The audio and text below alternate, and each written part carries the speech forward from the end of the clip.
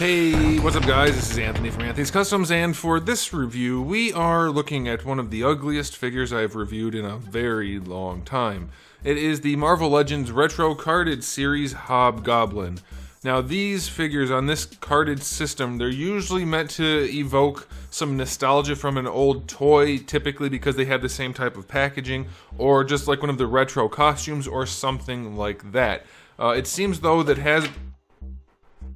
Hasbro has jumped the shark just a little bit. We saw that with the PS4, PS3, whatever video game, I don't know, one of the PlayStation video game Spider-Mans that made it onto one of these cards. And then this one, which doesn't quite match anything and just looks like a giant bag of butts.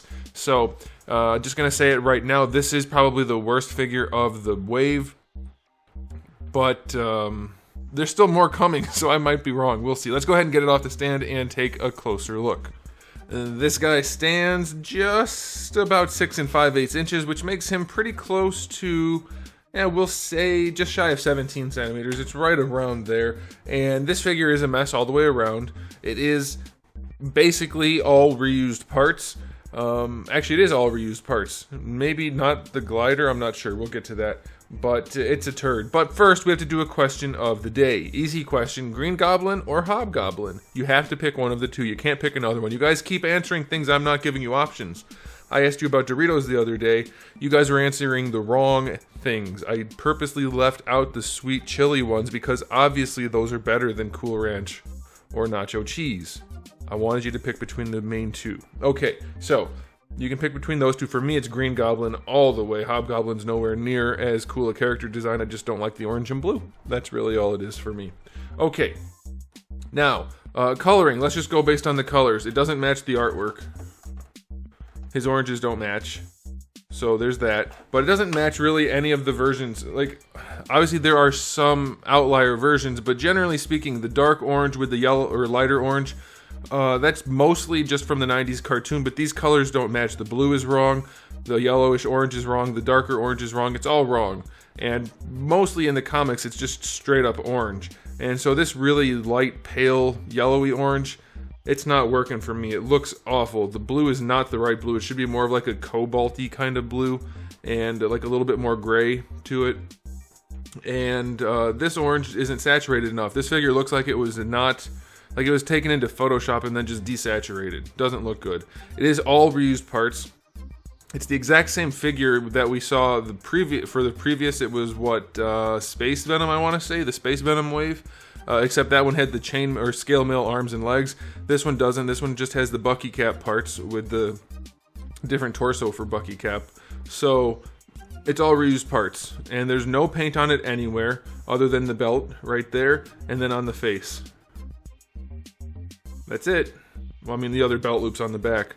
But that's it. No paint. This couldn't look any cheaper. I will say the paint job on the face, it's okay. The eyes look a little googly for sure. The teeth look okay. But the wash on that tannish color looks nice. I'm still going to say it. This is an awful sculpt for Hobgoblin. It doesn't look anything like this version of Hobgoblin. It doesn't look like the artwork there. It doesn't look like the old figure. It doesn't look like the cartoon.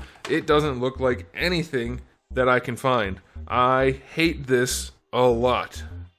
Technically, the sculpt work is nice if you're not going for accuracy, but since that kind of matters, I'm going to say it's not good because it doesn't match what it's supposed to look like. This still comes nowhere near the very first Hobgoblin we got in the Marvel Legends line. It's an old figure now, but it stands up in spades? That's not really... I guess you could kind of say that, but it wouldn't really sound right. It's way better than this turd, this pile of garbage. Again, all reused parts. Doesn't match what it's supposed to match. No paintwork anywhere except the face and the belt. I'm at a loss. These figures are getting worse and worse and worse as the price goes up and up and up. And I'm getting more and more comments of people saying anybody who still buys these is just causing the problem, and it's just consumerism, and it's the fear of missing out and all that other stuff. And I agree. I agree. If I wasn't reviewing these, there's no way in heck I would be buying anywhere near all of them, let alone most of them. I'd pick 1 and 2 maybe if they were good enough of a character I liked, but these are not anywhere near worth $25, guys. I don't care about licensing. I don't care about inflation. I don't care about any of it. it's not worth it. So it doesn't matter. It doesn't matter. If they have to pay licensing fees, then they should distribute that cost for them across all of their billions of dollars of products and give us something that's worth our money so that we will buy more. That's how that works. This is not worth $25. Blanketly, patently not.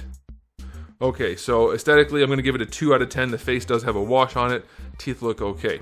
Alright, now as far as accessories go, we do have his Merce. It does have one of the buckles painted, and the rest is just solid molded plastic. Sculpted well enough, that's okay. We have his pumpkin bomb, which has kind of a cool little paint job on it, but this pumpkin bomb is transparent, which is a little bit weird. I don't love that. If you want to shine a light at it in a display, it'll kind of look like it's glowing and ready to blow up, but I'd rather it just be painted. And then we do get his glider, which is passable. It's fine. The eyes are painted on it, and that's it. So much bare plastic. It's not even funny. Accessory wise, I'll go 7. That's fine. Okay, so you know what? I need to do another thing. I'd say it's an average figure. I'll give it a 7 all the time, that kind of thing. And somebody was arguing with me the other day. If you're doing a 1 to 10 scale, average isn't 7, it's 5. Well, if you have 1 through 10, but I don't. Almost all of the figures I review are somewhere between 5 and 9, give or take. So an average rating is 7. Okay, just wanted to get that out there for anybody. There's mean, median, and mode. If you don't know about those, Google it. Okay, somebody will get that joke out there. Probably no one. Okay, let's talk about the articulation. Is it any good? Well, the head just floats in the hood, which it still looks so bad. It's so ridiculous looking. But that doesn't really matter because the articulation for the head still works. He can look up. Looks kind of weird with the hood coming with it, but that's okay. Can't really look down too much because of this. That's reasonable. You get your rotation and your ball peg movement, so it's acceptable. Man, this is an ugly figure. I don't buy it. No matter what, please don't buy it. But I have to go through the articulation anyway in case you already did buy it. Shoulders, they go up to horizontal. That is fine. Full rotation, no problem there. Bicep swivel is fine. Double jointed elbow, that's okay. Wrists have a swivel and a hinge, that's fine. Ab crunch goes not quite all the way back, and it's very, very ugly. And it goes not quite forward. Why? Nobody knows. Waist twist is fine. Floating belt is a floating belt. Hips go all the way forward. He can kick better than horizontal, so that is nice. They go back just a touch. They go out to the side fully. Just wait, guys. We're going to bring the Black Suit Spider-Man in here, and we're going to have a talk. Thigh swivel is fine. Double jointed knee is fine. Boot swivel is fine. Little tiny bucky cap feet go all the way back. They go all the way forward. They have an ankle rocker, so that is fine. So his articulation's not bad other than his torso. So I'll go for Marvel Legends an 8. And now it's time to bring in the best Spider-Man mold ever, and I'm so wrong and crazy for saying the articulation's not very good. I'll show you why right now. Watch this. Spider-Man figure. Hobgoblin figure. See a difference? Okay, that's point number 1. With the drop-down hips. Alright, we're going to bring his leg all the way forward into a kick. That's as high as it goes. Alright. Straight leg. That's Spider-Man. That's Hobgoblin. No drop-down hips. And they go straight ahead. Oh, look at that. Maybe a degree of difference, maybe. Okay, so the hips just not even in contest, no comparison. Let's look at the bicep, the elbow. All right, so just better than 90 on Spider-Man. This guy's got a big ass glove on his arm, and watch this.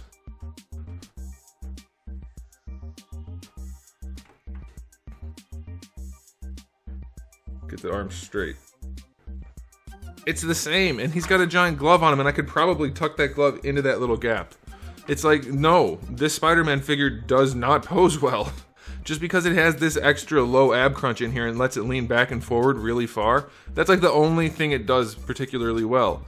Butterfly joints, yes, I'll give it butterfly joints, but okay, this figure isn't a good competitor for that because it doesn't have them. But as far as butterfly joints go, we've seen them plenty. This figure is not impressive, and even if it does have half the articulation that's decent, the hips not being any good, the elbows not bending, those are all problems. This joint having virtually no range going forward, that's a problem. The head not being able to lean back, that's a problem. We're not reviewing this figure, but I needed to make that point because I'm tired of fanboys. Okay, so this guy's articulation, it's okay. It's fine. Yeah, I think it's an 8. It does pose pretty well.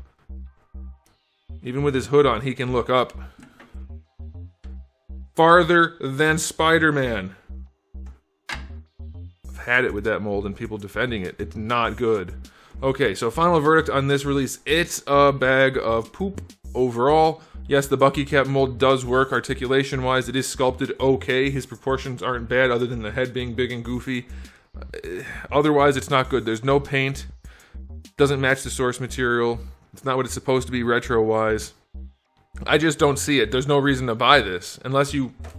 If you're collecting them on card and that's why you want them, then go for it. You don't care about any of the things I mentioned because you're just going for the retro look on the card. That's fine. But otherwise, if you want this to be like a good figure, don't get it. Just get the other version that came out a few years ago, or get the old version, which is better than both of those. This one's not it. Final verdict on this release, 3 out of 10. Not good enough. The price point, they can't hike the price and keep giving us the same stuff. It doesn't work that way. The reviews are going to get harder. I don't like it. I'd rather all the figures were great and I was happy in giving 10 out of 10, which isn't going to ever happen because of budgets, but 9 out of 10 in every review, but I can't do it because they're giving us the same crap at a 30 or 40% markup. I did the math before. They were 20 bucks, so now they're 25 bucks, let's say. So that's a 25% markup. It's a lot. It's a lot. And if you go up to 26 or 27, which they are sometimes, it's even higher, closer to 30. So it is 30 at $26. So there you go. All right, guys, thanks for watching. If you enjoyed the video, please do give it a thumbs up. If you didn't, give it a thumbs down. And if you haven't subscribed, you might want to. I have new videos almost every single day. Actually, it's every day but Wednesday. And thousands already on the channel. So make sure you come back for all of that. In the meantime, keep collecting.